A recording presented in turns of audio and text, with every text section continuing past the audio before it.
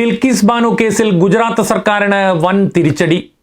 കുറ്റവാളികളെ വിട്ടയച്ച ഗുജറാത്ത് സർക്കാരിൻ്റെ നടപടി സുപ്രീം കോടതി റദ്ദാക്കി. പ്രതികളെ തിരിച്ച് ജയിലിലടയ്ക്കണമെന്നും പ്രതികൾ തെറ്റായ വിവരങ്ങളാണ് ഇളവിനുള്ള അപേക്ഷയിൽ സമർപ്പിച്ചതെന്നും സുപ്രീം കോടതി പറഞ്ഞു. പ്രതികളെ വിട്ടയക്കാനുള്ള ഗുജറാത്ത് സർക്കാർ തീരുമാനത്തിനെതിരെ ബിൽക്കിസ് ബാനുവും CPIM നേതാവ് സുഭാഷിണി അലിയും സമർപ്പിച്ച വിവിധ ഹർജികളിലാണ് കോടതി വിധി പ്രഖ്യാപിച്ചത്.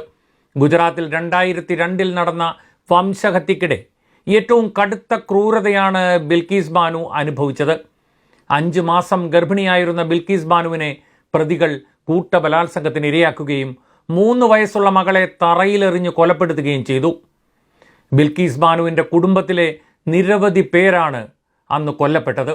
ബോധം നഷ്ടപ്പെട്ടതിനാൽ അക്രമികൾ ഉപേക്ഷിച്ചു പോയതുകൊണ്ട് മാത്രമാണ് ബിൽക്കിസ് ബാനു ജീവനോടെ രക്ഷപ്പെട്ടത്.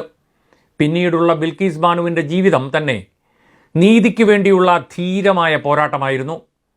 എല്ലാ ഭീഷണികളെയും അവഗണിച്ച് അവർ നടത്തിയ നിയമ പോരാട്ടത്തിൽ ബിൽക്കിസ് ബാനുവിനെ സംഘം ചേർന്ന് പീഡിപ്പിക്കുകയും 7 കുടുംബാംഗങ്ങളെ കൊല്ലുകയും ചെയ്ത കേസിലെ 11 പ്രതികൾ ജീവപര്യന്തം തടവിന് ശിക്ഷിക്കപ്പെട്ടു.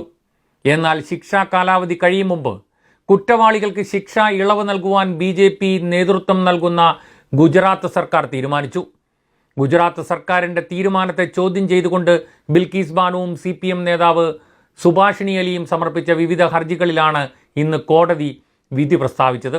സാധാരണ മനുഷ്യർക്ക് ചിന്തിക്കാൻ കഴിയാത്ത കൊടും ക്രൂരത കാട്ടിയ പ്രതികൾക്ക് ശിക്ഷാ ഇളവ് നൽകിയ ഗുജറാത്ത് സർക്കാരിനും ജയിൽ മോചിതരായ പ്രതികളെ ഹാരമണിയിച്ച് സ്വീകരിച്ച സംഘപരിവാർ സംഘടനയായ VHPക്കുമേറ്റ കനത്ത തിരിച്ചടിയാണ് ഈ കേസിലെ ഇന്നത്തെ സുപ്രീം കോടതി വിധിയെന്ന് പറയേണ്ടിയിരിക്കുന്നു.